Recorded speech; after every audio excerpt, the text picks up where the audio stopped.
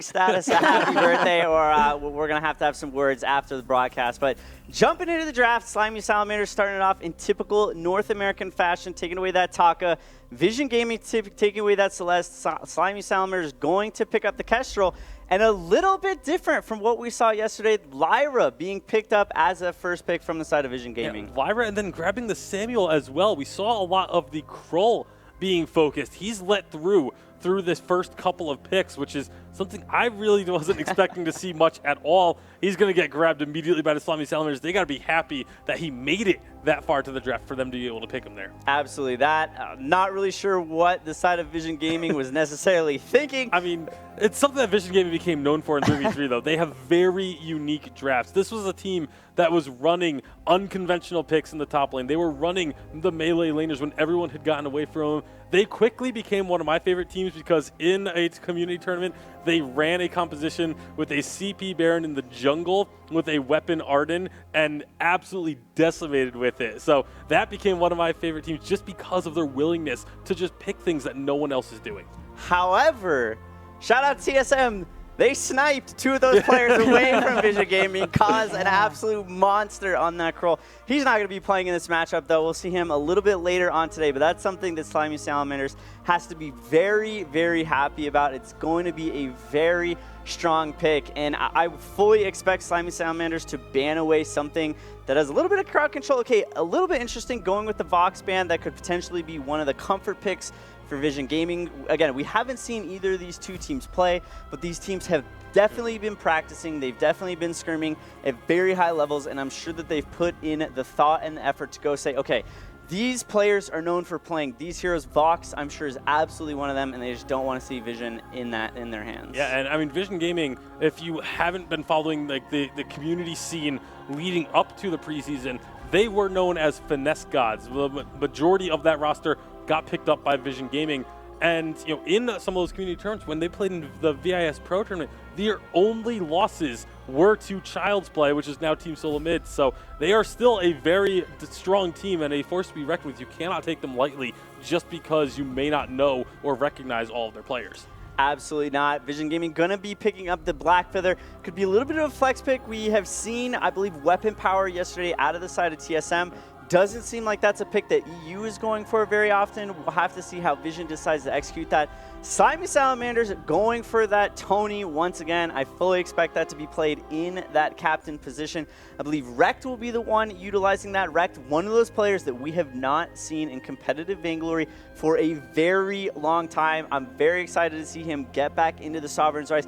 It's a huge opportunity for a lot of these players who haven't been around to prove that they still want and they still deserve to be competing at this professional level. Yeah, I mean, obviously, Rekt, if you go back a year or two, he was one of the top captains in the game, especially known for his Lyra play. Maybe that leads a little bit to the Lyra pick for Vision, but he was a substitute for Cloud9 last year. He didn't really get onto the Halcyon Fold very frequently at this top level of play. So now with the 5v5, there's more opportunities for players returning and new, and Rekt obviously getting his chance at the starting lineup once again. Absolutely. They're also going to follow it up with a Reza pick. That's a pick that we've seen primarily being utilized in North America. Europe has done it well, especially diving onto those backline squishy carries. But it's going to be hard for Reza to try and get through the Batiste, get through the Lyra with the Bright Bulwark. Such a good ability for shutting down Reza. Reza's so reliant upon his mobility throughout the entirety of the game. That's something he's going to watch out for. Batiste, we haven't seen any Crystal Power Batiste yet.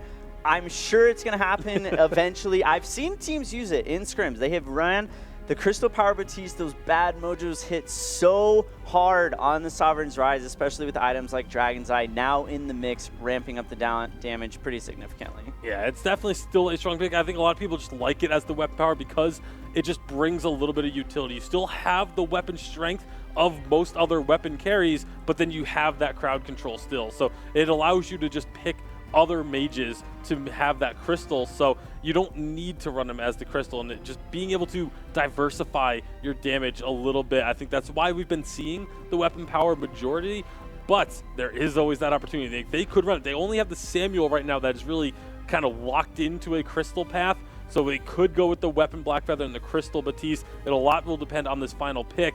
But on the side of Slimy Salamanders, they finish off their composition with the Idris. So now a ton of flexibility on the Slimy Salamanders side. Like you said, Tony almost certainly going to be the captain, but Kroll usually goes a little bit weapon, but doesn't build a ton of offense, so you don't always count that as part of your damage sources. But then you have the Kestrel who can go either way, the Idris that can go either way. So a lot of questions to be answered there. Yeah, absolutely. These teams have good compositions coming up in an upcoming matchup. It's all going to come down to how they execute. Yeah, so now that we have the picks and the bans, we get a general idea of how the first North American match of the day will play out. How are you guys feeling about the teams now you've seen their selections? I feel good. Again, it's a battle of the veterans versus the new guys. Players to watch, especially for the side of Slimy Salamanders, going to be Iraqi Zero. He's arguably the most veteran player of that roster. He has been in leadership positions before. I lived for him with almost 6 weeks back when we were competing in Korea. He is a very vocal player. He knows how to lead his team to victory, and I'm sure he's going to be able to translate that onto the Sovereign's Rise. And of course, making that transition from player to analyst desk back to player now is going to be something really interesting to see. See if there's any rust that is lingering. But I got to talk with him and play with him obviously last year a lot as well. I don't think that's going to be an issue. Looking over on the other side of the Rise, player to watch there for Vision Gaming is going to be PvP Warrior. He's the lone returning member of the Vision Gaming starting roster from 3v3, and he was one of those guys that was playing those unconventional picks. It was always that lane. The lane Kroll was something that they ran a lot with PvP Warrior on Vision Gaming. So I'm really excited to see what he's going to be bringing to 5v5. Will they shake things up as we go further in and play these unconventional picks? Will they still have that edge that brought them up to this top level? Absolutely, yeah. PvP, one of the younger guys in the Vainglory community. We know he has the mechanics to be successful. It's all about, for many of these young players, being disciplined enough to make sure that they can translate those mechanics into finding success. And I guess we're going to find out right now what their strategy is going to be because we're ready to go into the game.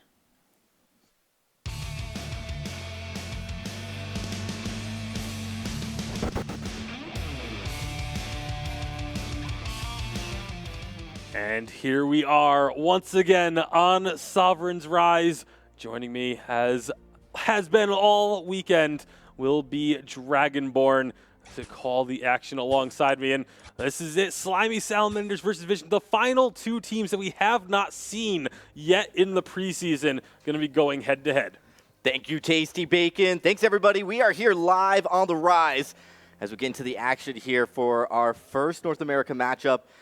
I'm really excited to get into this one. I'm excited because of both these teams and who they are. Vision Gaming, a team that made it their way up to Challengers and earned a spot here in the Premier League. So coming into this invitational for the preseason. Slimy Salamanders, though, while the name is new, the team is new, this roster is filled with players that are not new. These are literally filled, except for maybe one name who is new to the esports side at this level. Everybody else on this roster is that legacy OG player that has an unbelievable amount of, just pure events that they've attended to in Vainglory.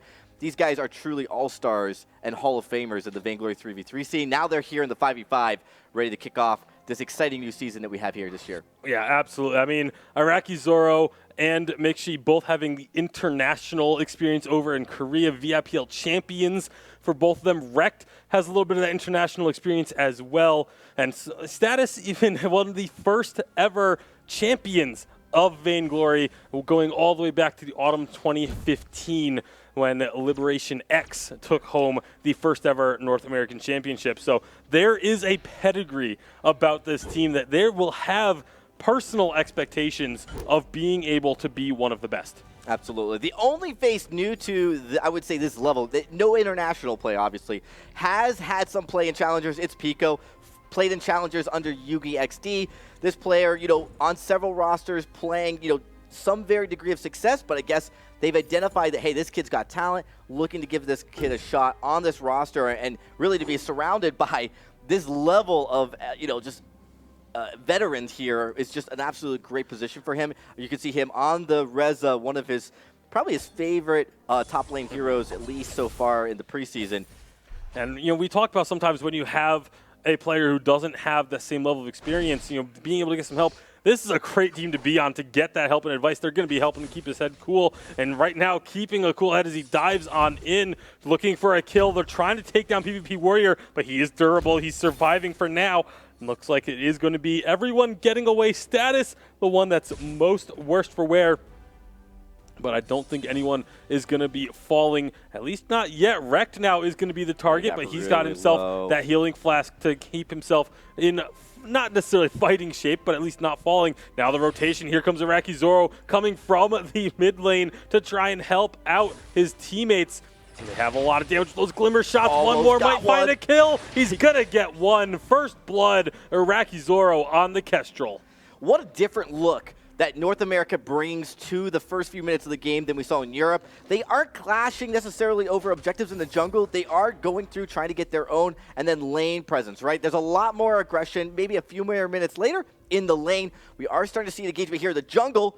Lightning T saw the opportunity to try and steal away some jungle camps. He did get some of those monsters, but now he's going to be in trouble. Uses the Drifting Dark, trying to get the sustain. Look at how much health he is healing for as he finds one kill. Great play by Lightning T. There's a reason why this guy is one of the top players in the game. He has gotten so many teams to the Vainglory 8 level. That was kind of his MO, is he would join a challenger team, and then the next season you'd see that team in the Vainglory 8, and he did it multiple times. It's incredible what he did here. Pushed his lane forward, then it was able to go into the jungle. It looked like he was actually going to lose an engagement. Instead, that Drifting Darkness, he was level 4. He had gone back and shopped, so he had a few items. He was able to completely restore. Samuel brings that early game sustain that few heroes really have at this point of the game. So really great matchup and really impressive play by Lightning T to just have that confidence to not just run away or go out to the jungle and give up. Instead, he stuck around and got the kill. And Neon Fire, a little bit of heads-up play there, recognizing that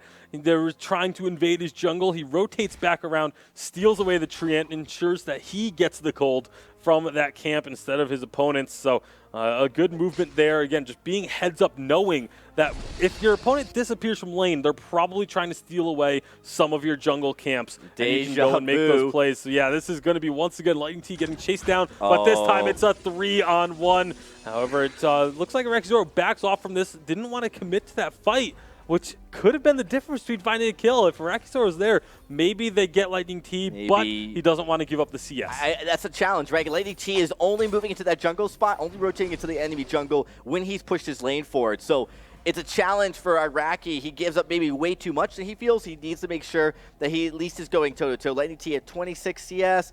Iraqi at 26. He wants to keep that balance right now, and so he had to make a decision.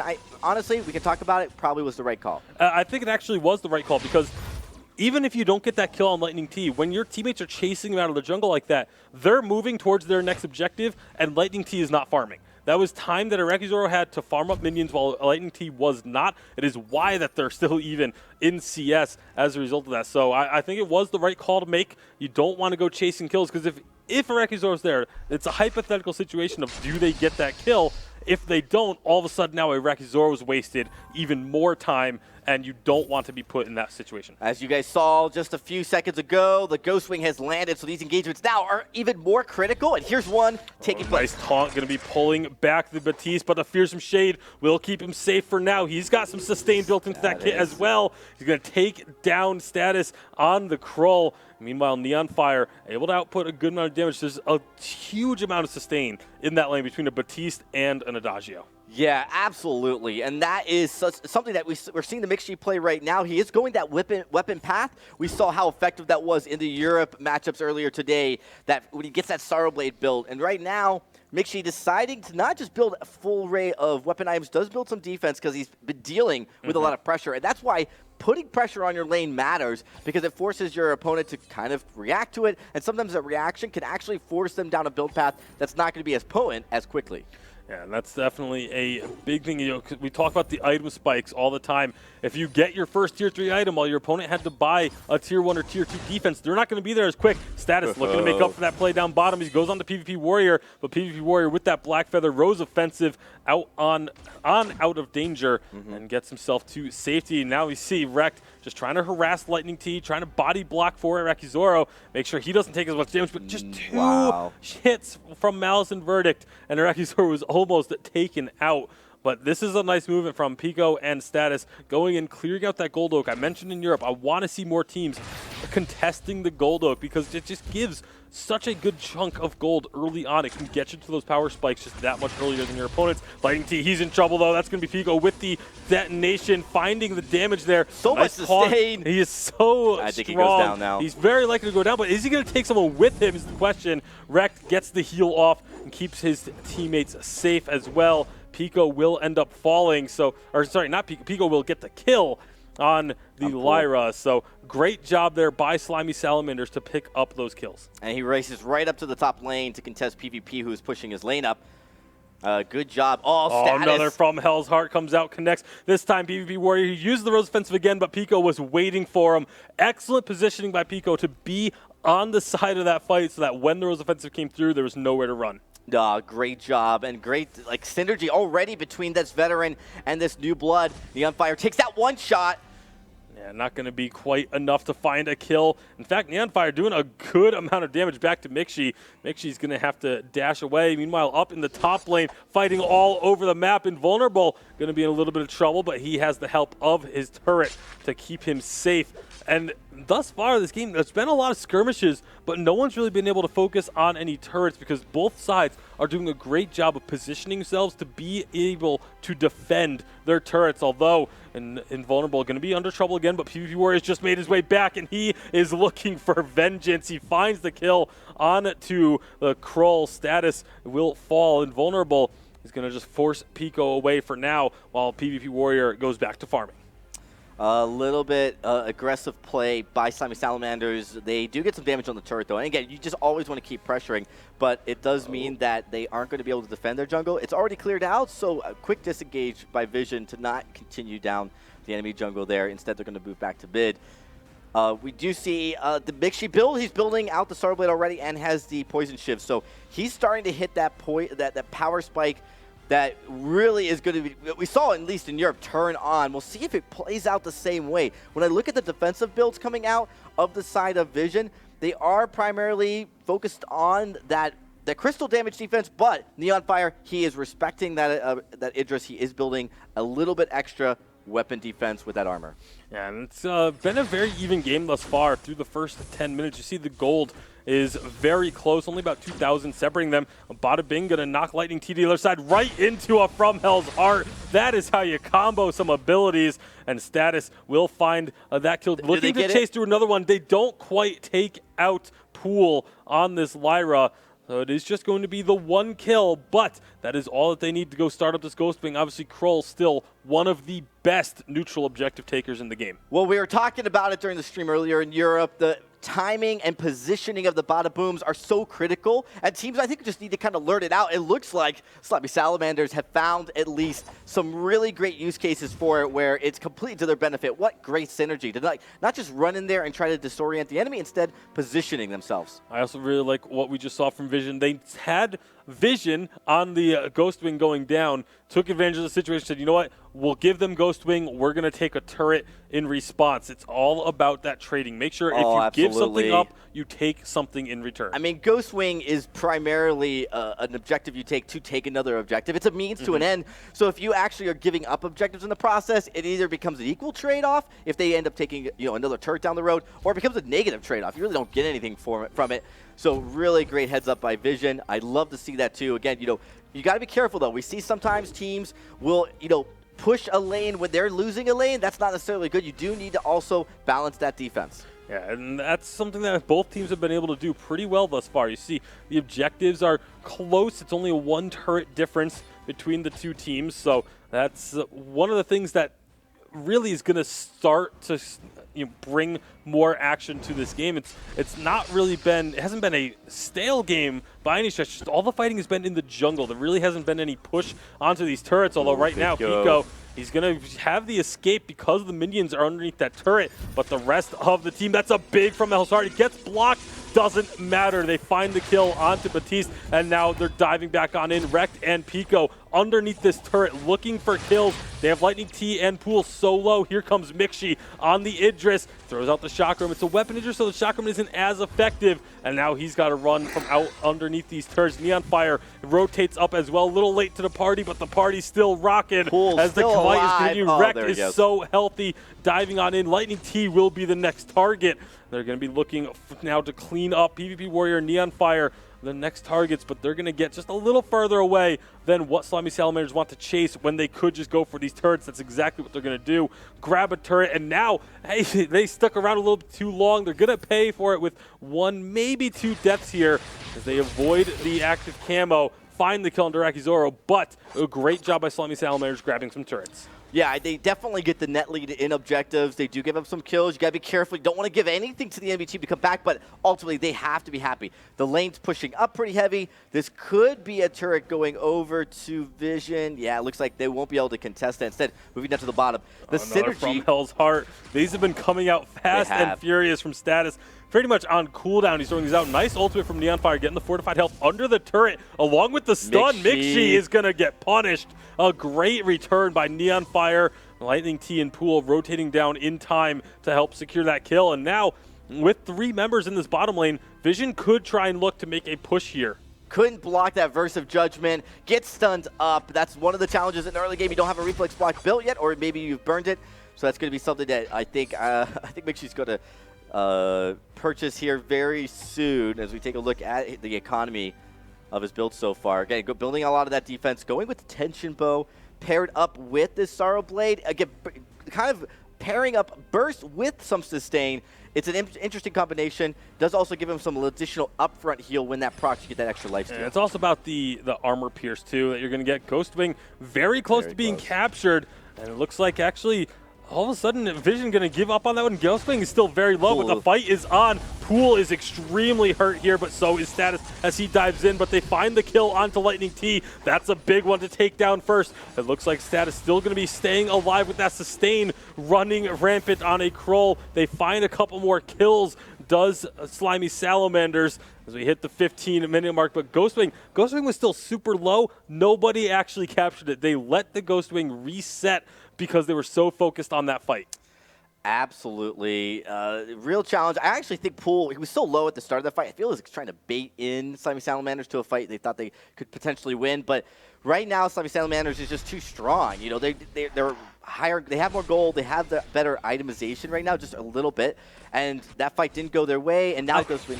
I wouldn't say that they're too strong. It was really that they were able to take down Lightning T right off the bat. Sure. That was what was crucial there. If Lightning T stays alive a little bit longer, another Malice and Verdict from inside of Drifting Dark, he gets the health back, gets that big AoE damage. I think that fight ends up going the other way. These two teams are still very even, as we do see that Ghostwing get captured by Slimy Salamanders. They're going to have that extra barrier, that little extra buff. Now that the Black Claw is on the rise, that could be big. They could look to maybe try and force a play there, but I don't, when the game is this even, I don't know if you want to be trying to force an issue like that. Well, I think you bait a play. I think you try to possibly bait Vision into a fight that you think you could win. It's risky, though, because it's not a huge disparity between them. I mean, you see another fight breaking out here right under. Pico realized he was a little bit in over his head, having to use the ultimate to get over the wall real cheeky and disengage. get out of harm's way. But you know, this is where the vision starts to come into play. We talk about vision control a lot. There is a scout cam in the pit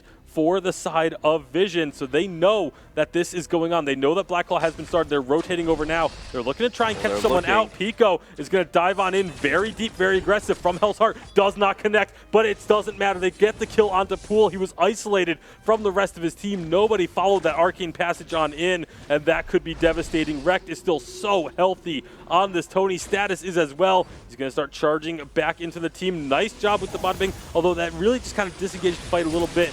It doesn't matter. It did enough damage for them to find these kills. That is a ridiculous call for Pico on the Reza, and with all those kills, they can now safely go for the Black Claw. They might need to think about putting some vision down.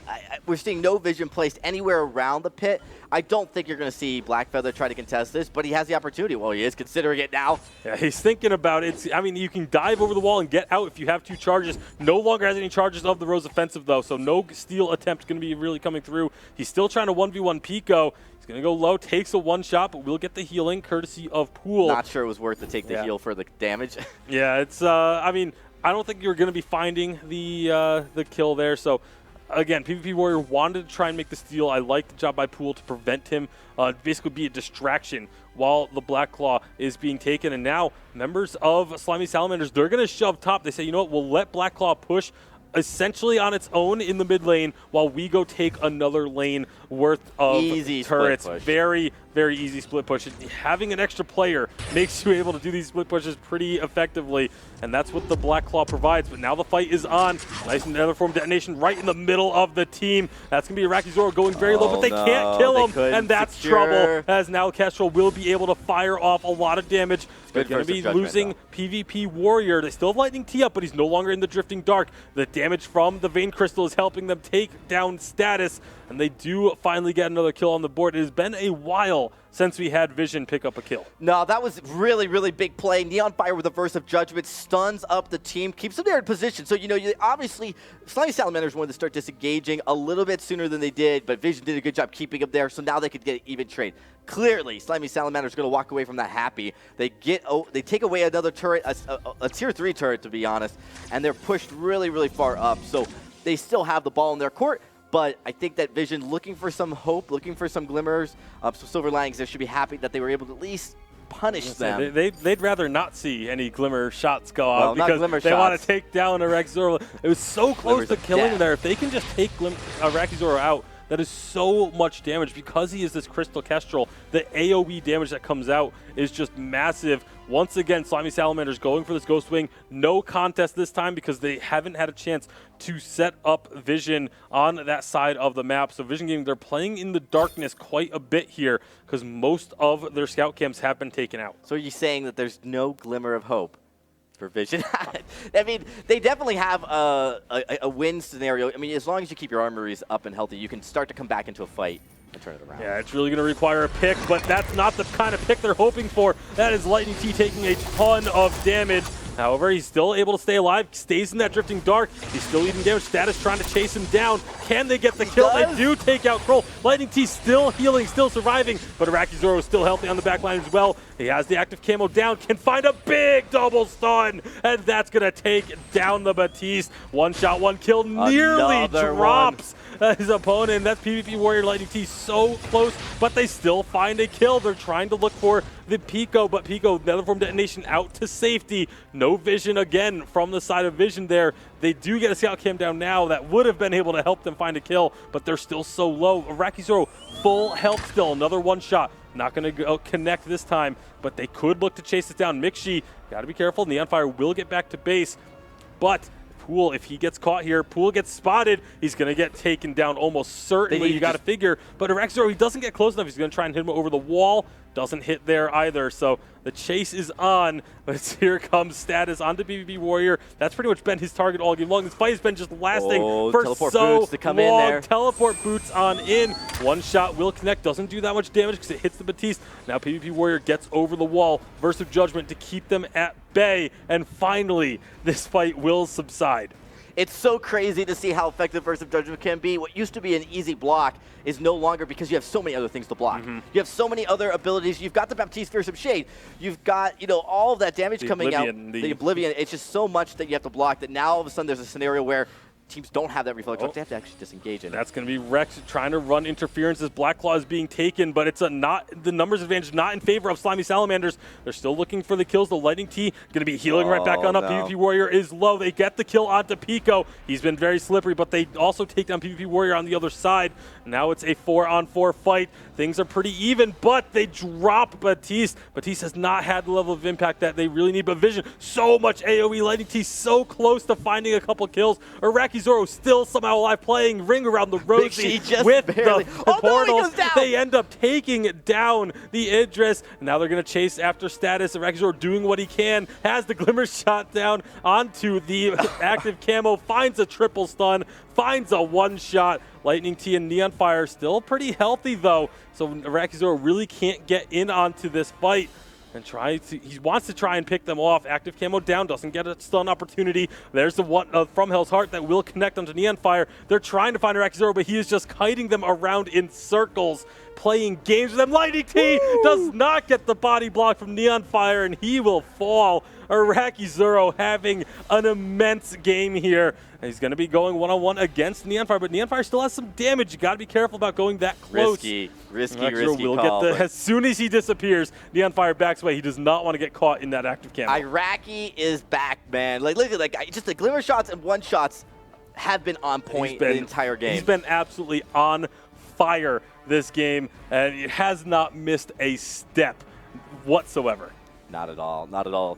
One shot's been tearing through. I mean, just those alone have been such a huge factor. Now they've opened up that fight. Lightning T's been playing phenomenal, and the sustain he's gotten to Samuel, it's been great, but you know what? These fights go really, really long, and they're just starting to lose. One trade here, one trade there, opens up the map. Another Ghost Wing getting captured for Slimy Salamanders. It's their third or fourth of the game. But with that opportunity, they see Black Claw just respawned, and Vision Gaming is getting set up. They can try and force this, but they need to be careful. Their base is exposed. They can't commit too heavily to this because there is that chance that Slimy Salamanders see them going for Black Claw and just shove down the wave, so they need to be careful. Thankfully, their top lane is pushed up pretty high, but look at the bot lane. As you see Pico there pushing Pico's down. Split pushing. He's trying to keep them from being able to commit to that Black Claw. They need to go now, and they're going on in with the Arcane Passage. Block. They're trying to get onto Iraqi Zoro. They finally get him down right off the bat. This could be huge. They are trying to kite away now. You see Lightning T recalling to deal with the base. Wrecked is going to go low as he gets targeted, stunned up. The 4 members on one. Pico is in the base with Lightning T trying to defend. They have to back off. They can't commit to this fight. The armory is destroyed. Pico is taking that down. Lightning T doing what he can. Oblivion gets dodged out. Excellent job there by Pico. He's still working on another armory. Meanwhile, in the mid lane, the rest of the fight, the teleport boots out of the base by Pico to survive. Excellent play. What a call from Pico to get out of there. The rest of his team, though, not having just as much luck in this mid lane fight. It's 4-on-3, now 4-on-2, as Vision Gaming, a phenomenal defense effort here when it matters the most. Yeah, really great job. I mean, honestly, Slimy Salamanders walk away with a huge win on that, but they do leave themselves exposed here. I still think this is risky for Vision. You've still got a lot of steal potential coming out of Slimy Salamanders. They just respawn, though. They have a lot of time to work on this before they have to worry about it. Pico trying to make a little sneaky play through the backside. They really just have to worry about the one shot, which you can body block easily. You know the angle it's going to be coming from. Status is going to try and get in there, but it's a little too late. They get Black Claw. This could be huge for Vision. Lightning T is in the base, clearing out minions. They're going to have to just be careful that they don't overcommit to a fight. If they lose a fight here, they lose the game. Yeah, I mean, big thing there is the lack of vision around that pit, that they just couldn't see how the health bar was for that Black Claw. Also, they've got no vision currently in the enemy's base. The Slimy Salamanders do not. So they can't do a backdoor right now. They can't do one of those cheeky teleport into the back base. Those teleport boots are going to be on cooldown for a long time still, too. Black Claw's going to take one turret, but here comes Slimy Salamanders trying to engage. The other form detonations on multiple targets, but Pico's all alone. He almost takes down Pool. Pool will fall. That is crucial, but Pico is still alive. He has played out of his mind as well, and this looks like Slimy Salamanders, they find another kill onto Batiste, isolating him. Neon Fire is very low, but they find a kill onto Mixi. As one shot, one kill will come through, will find another kill for Slimy Salamanders with 3 members dead. This should be enough for them to close it out unless PvP Warrior and Lightning T play out of their minds, but Lightning T is down as well. It's all on PvP Warrior's shoulders, and he has no escapes remaining. A triple kill for Pico. That's going to do it. The armory is destroyed. The Vein Crystal is the target, and what a game. 26.5 minutes. Slimy Salamanders will pick up the victory in their first preseason game. Our longest match of the week. Absolutely incredible. I mean, players stepping up. Iraqi Zoro and Pico, one of the longest standing players in Vainglory and one of the newest players to Vainglory competitive, stepping up in a big, big way. What a match to kick things off. Slimy